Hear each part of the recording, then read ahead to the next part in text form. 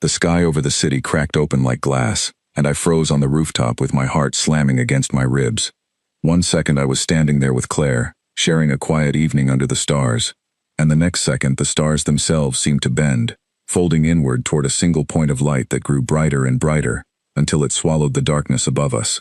The wind changed direction, the air turned electric, prickling against my skin like static before a storm, and Claire, my soft-spoken, gentle Claire, who barely raised her voice even when she was upset, stepped in front of me with her arms spread wide, as if she could somehow shield me from whatever was coming. I did not understand it then. I only understood fear. The light came down in a slow, deliberate spiral, and where it touched the rooftop the concrete did not crack or burn. It simply accepted the visitor, as though it had been waiting for this moment for a long time. A shape began to form inside the light, tall and slender, wrapped in fabric that shimmered like moving water. Then 2 more shapes appeared beside it, all bowing low the instant their feet touched the ground. They did not bow to me. They bowed to Claire. I turned to look at her, waiting for her to laugh, waiting for her to tell me this was some elaborate prank dreamed up by our friends, something ridiculous and harmless. But her face held no amusement, only tension, and something that looked painfully like grief. "Claire," I said, my voice barely above a whisper, "what is happening right now?" She did not answer immediately. She kept her eyes on the 3 tall figures, who remained bowed, silent, waiting for her to speak first. When she finally turned toward me, her eyes were glassy, but her voice was steady. "I need you to trust me," she said, "just for a few minutes. Can you do that?" I nodded, even though every instinct in my body was screaming at me to run. I had known Claire for almost a year.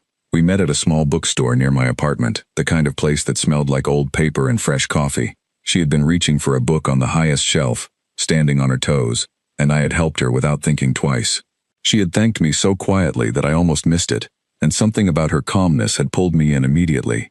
She was not loud, she was not dramatic. She noticed small things, remembered tiny details about my life, and always seemed to be listening more than speaking. I never once suspected that the woman who fell asleep on my shoulder during movie nights was hiding something far bigger than any secret I could imagine.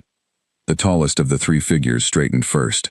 Its skin held a faint blue undertone, catching the light in strange, beautiful patterns. Its eyes were larger than a human's, but not frightening, more curious than anything else. When it spoke, the words came out in a language I did not recognize, yet somehow I understood every syllable, as though the meaning slipped directly into my mind. "Your Highness," it said, addressing Claire, "the council has ended its long silence. Your exile is over. You are called home to take your place as heir to the 9th throne." I felt the ground shift beneath me, though nothing physically moved. Claire, my Claire. An heir to a throne, a princess from somewhere so far away that the concept of home for her meant an entire star system, not a small apartment 2 streets away from the bookstore where we met. "I need time," Claire said, her tone firm despite the tremor I could hear underneath it. "This cannot happen the way you are proposing." The figure tilted its head slightly, studying her. "Time is something we do not have in abundance. The ones who forced your exile still hold influence. If they learn you have been found before the council secures your return, your life may be in danger again." Claire's hand found mine without looking, gripping it tightly. Then we moved quickly, but on my terms, not theirs. I wanted to ask 100 questions. I wanted to demand answers about who she really was, about why she had chosen to live among humans, why she had chosen me specifically.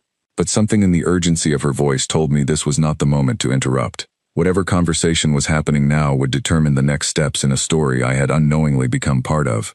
The 3 visitors exchanged a look, then nodded in unison. 3 days, the tall one said.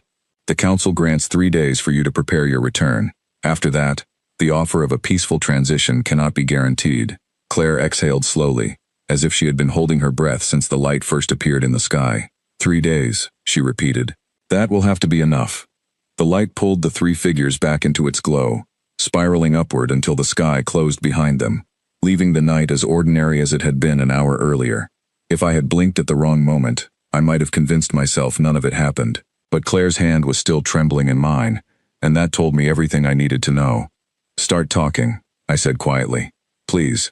She led me down from the rooftop, back into my small apartment, and sat across from me at the kitchen table, where we had shared so many quiet dinners before. For a long moment, she said nothing, staring at her hands as though gathering the courage to speak. "My real name is not Claire," she finally admitted. "It is Elira. I was born on a world you have never heard of, far beyond anything your scientists have discovered.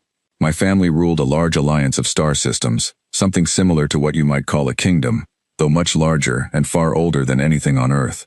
I sat frozen, trying to absorb every word. There was a conflict within my family, she continued. A struggle for power.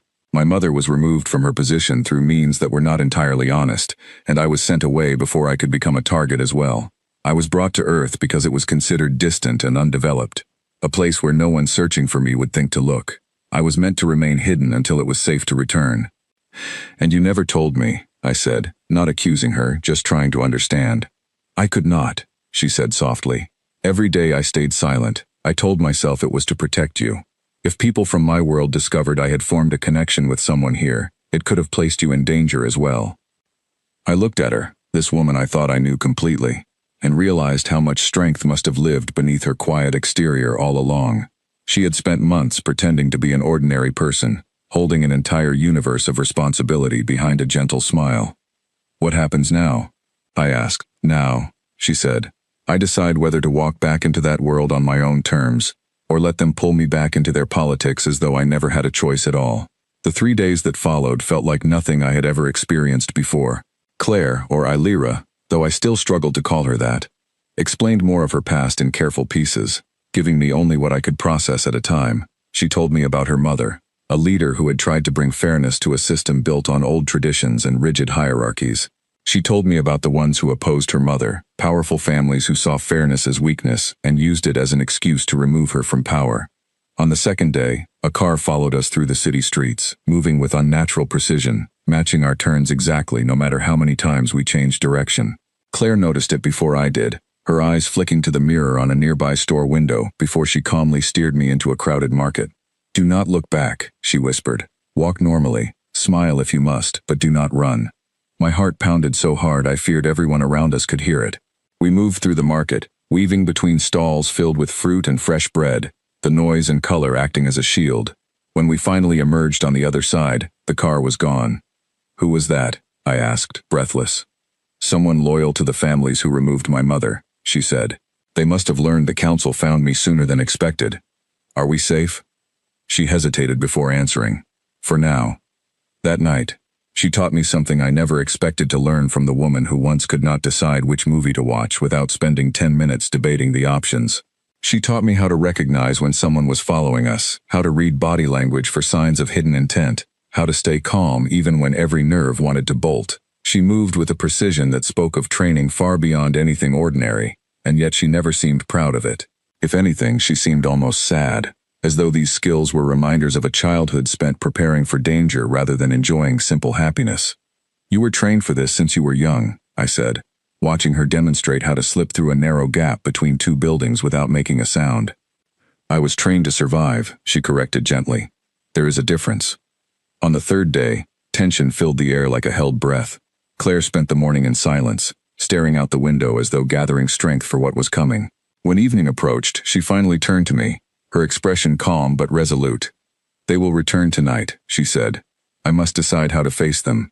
What do you mean by how? I asked. Are you going with them or not? I am going, she said, but not as someone who simply accepts what they offer. I intend to return as the person who chooses her own path, not the one who is dragged back into an old story written by others. I wanted to protest, to beg her to stay, to tell her that none of this mattered as long as we could remain together in our small, ordinary life. But looking into her eyes, I saw something that stopped me. Determination, a quiet fire that had clearly always been there, hidden beneath years of careful disguise. I want to come with you, I said suddenly. She blinked, clearly surprised. That is not part of the offer they extended. Then we make it part of the offer, I said, echoing words she had spoken days earlier.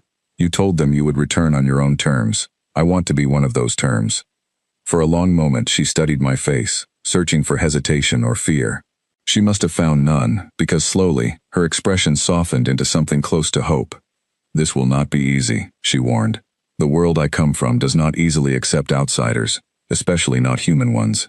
Then I will learn, I said simply. The same way you learned to live here. That night, the sky opened once more, the same spiraling light descending onto the same rooftop where everything had begun 3 nights earlier. The 3 figures returned, bowing low the moment they appeared.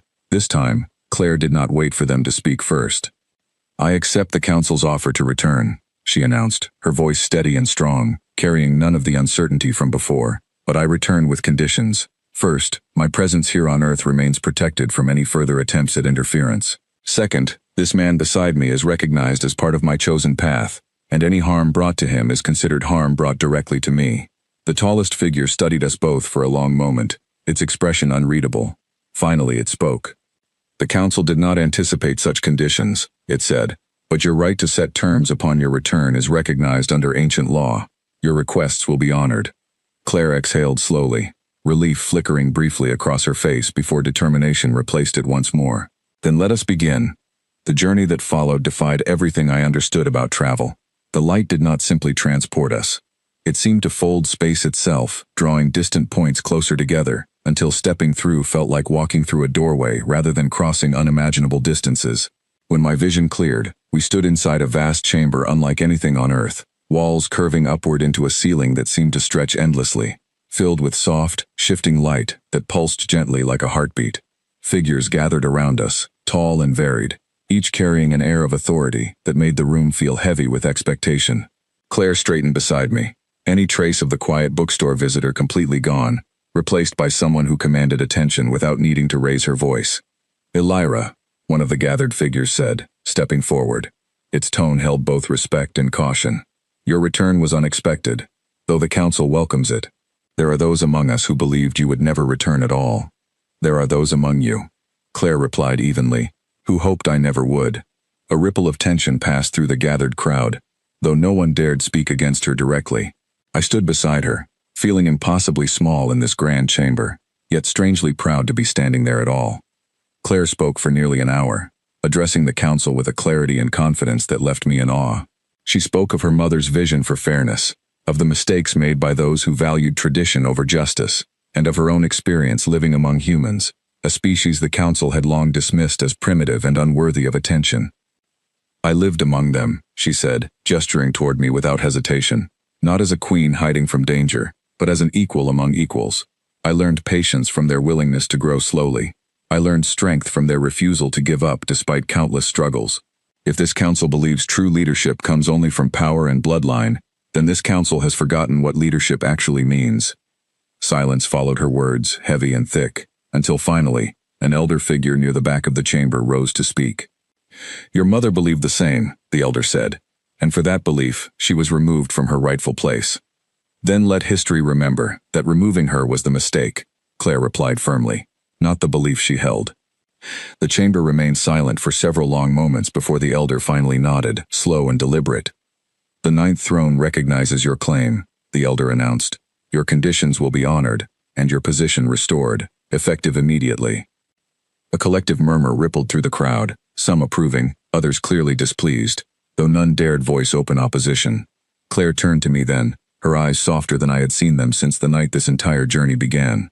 "It is done," she whispered, though I could hear the weight still resting on her shoulders. This was not the end of her challenges, merely the beginning of a new chapter far more complicated than anything either of us had imagined. In the weeks that followed, life became a careful balance between two impossibly different worlds. Claire, now openly recognized as Illyra, took on responsibilities that required frequent travel between Earth and her home system, though she made it clear from the very beginning that Earth would always remain part of her life, not simply a chapter she left behind. I adjusted slowly, learning small pieces of her culture, practicing unfamiliar customs, meeting individuals whose lives spanned centuries rather than decades.